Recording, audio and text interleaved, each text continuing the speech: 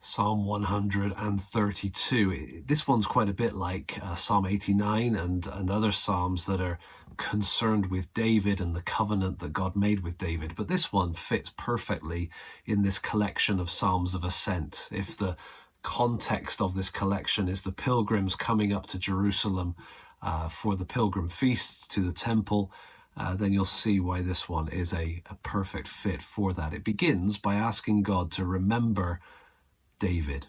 Okay, remember, O Lord, in David's favor, all the hardships he endured, how he swore to the Lord and vowed to the mighty one of Jacob.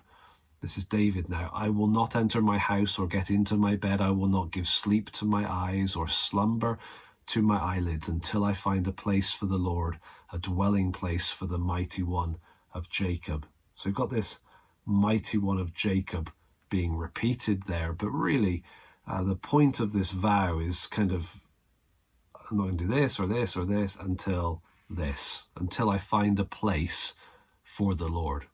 Okay, and so remember the scene of that, 2 Samuel chapter 7, David had his palace and God was still dwelling in a tent. The tabernacle was there. And so David decided, I'm going to build God a house. And Nathan, his prophet, said, go for it. Then God came to Nathan. Nathan came back to David and said, not so fast.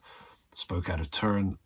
You're not going to build me a house, David. I'm going to build you a house, as in a household, a dynasty that will go on. And so we get the great passage of God's covenant with David, the anticipation of this throne that endures forever and somebody who sits on it, the greater son of David. 2 Samuel chapter 7 is key context. And so this psalm is saying, remember David's desire, Lord. Remember that he wanted to do that for you. And that goes right the way through the first half of the psalm. The second half of the psalm, we get the response. Okay, so after the call to God, God's response, the Lord swore to David a sure oath. David made a vow, God's made a vow. And God is not going to turn back from this. And so we've got this first part here in verses 11 and 12, which is very much 2 Samuel 7 type of material. One of the sons of your body I will set on your throne. If your sons keep my covenant and my testimonies that I shall teach them, their sons also forever shall sit on your throne. So it's speaking about the ongoing nature of David's throne. God established it. It wasn't going to be one royal family replaced by another. David's throne is secure in Israel, in Jerusalem. And then there's the rest of it. Okay, so there's speaking about dwelling. Here's more quote from the Lord. This is my resting place forever. Here I will dwell, for I have desired it. I will abundantly bless her provisions. I will satisfy her poor with bread. Her priests I will clothe with salvation, and her saints will shout for joy. So this is all kind of Jerusalem. This is the dwelling place of God. And so God is celebrating the fact that he's chosen Zion, chosen Jerusalem to be his dwelling place forever, which is the verse before this. Notice the last two verses, though. Speaking about David's throne, speaking about Jerusalem. The last two verses speaking about the person we're all looking for, waiting for. There I will make a horn to sprout for David. I have prepared a lamp for my anointed.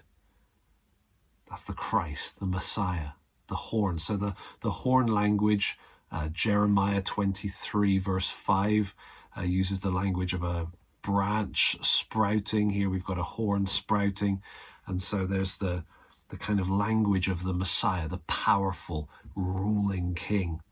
Prepared a lamp for my anointed. In fact, if you go to 2 Samuel 21 verse 17, it makes a reference to the lamp of Israel not going out.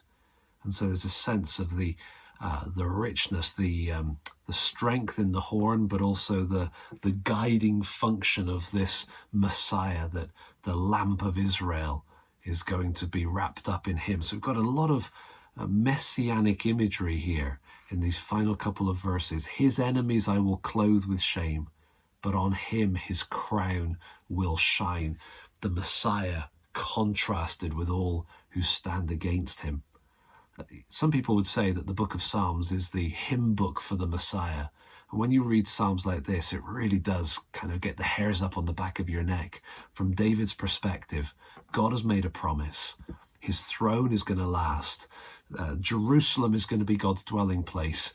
And that figure, that person that he's looking for is the anointed one, the horn that is coming, and his crown will shine.